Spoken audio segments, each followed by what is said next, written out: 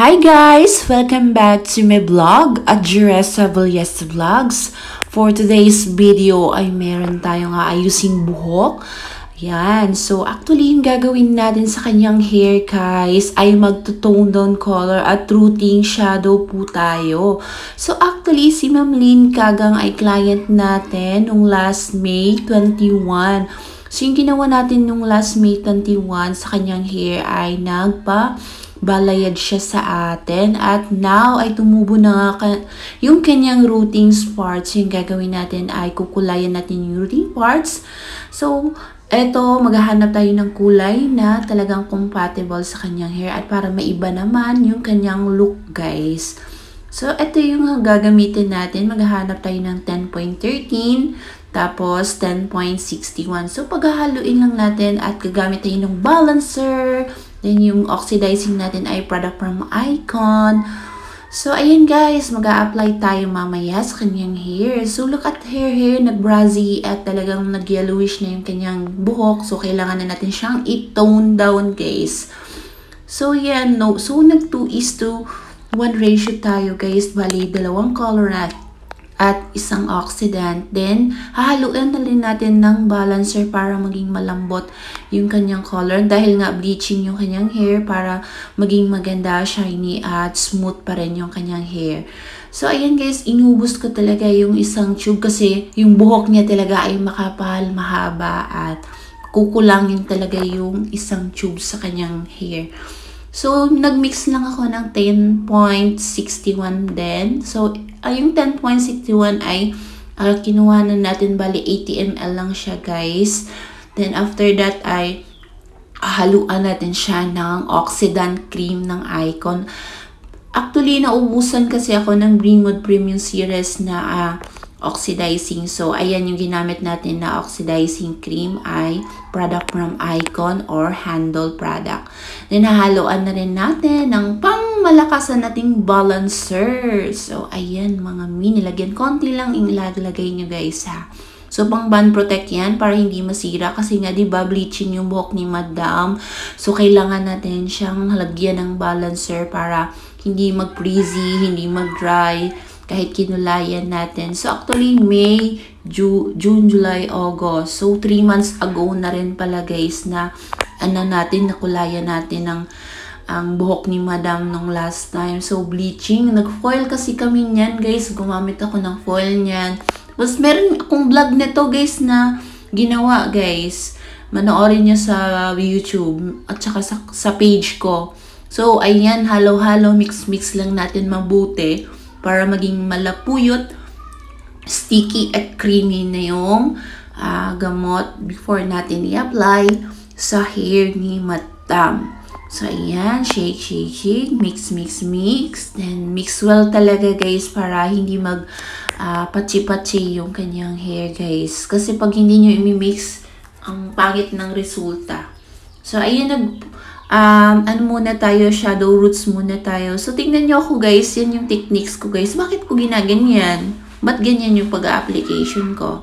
So, yung technique na yan guys, ginaganyan ko siya para yung mga naunang application natin ay magkaroon na siya ng lifting. Kumbaga, magkakaroon siya ng lifting to level 5 to 6 na siya.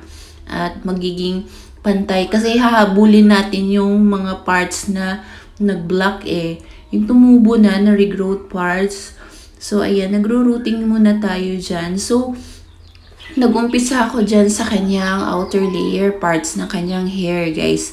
So, bakit nga ba ako nag-a-apply sa outer layer parts? Anong purpose kung bakit ako ay nag-a-apply ng sa outer layer parts? So, yung purpose niyan guys ay para mag-lift or maluto yung kanyang hair sa colorant.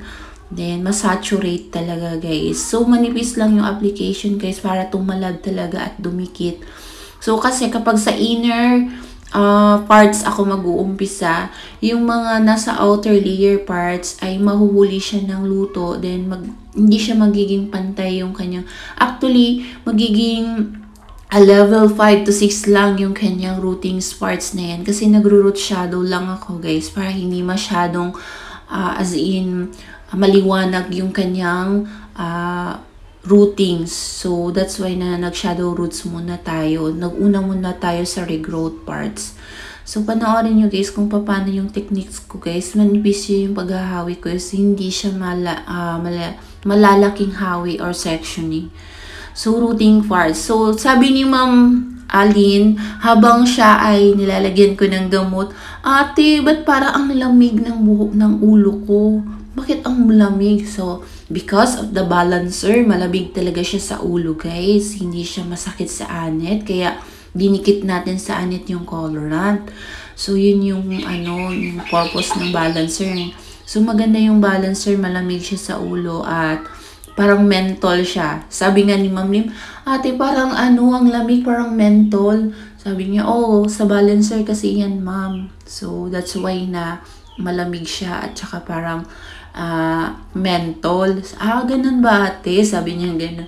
So, while nag-a-apply ako sa kanya, reklamo siya ng reklamo. Sabi niya, ang lamig-lamig ng ulo ko ate. Ba't parang yung nakaraan nung sa iba ka nagpakulay? Parang ang sakit-sakit ng anit ko. Ang sakit. Tapos mahapdi. Ito hindi. Sabi niya ganun.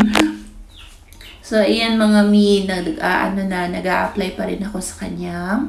So, dito na tayo sa part ng inner parts niya, mga mi. Then, nag-a-apply lang ako sa kanyang ulo. And then, sometimes, binabad natin yung rooting parts ng mga more about 40 minutes. Then, after that, nag-re-apply na ako sa kanyang middle 2 ends ng kanyang hair, guys. So, massage lang. So, yung natirang gamot doon sa may rooting parts, binaba ko na po siya. So, massage para ma-saturate ng hair yung gamot na nilagay natin or yung colorant na nilagay natin, guys.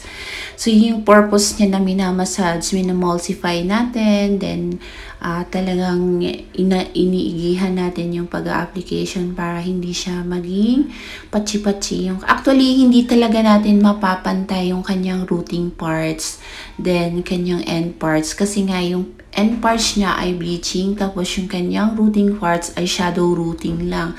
Kasi ayaw naman niya din na sobrang tingkad yung sa kanyang upper parts or sa kanyang rooting parts. So, yung ginawa natin yun nga, nag-tone down tayo kanina, inuna natin yung rooting parts.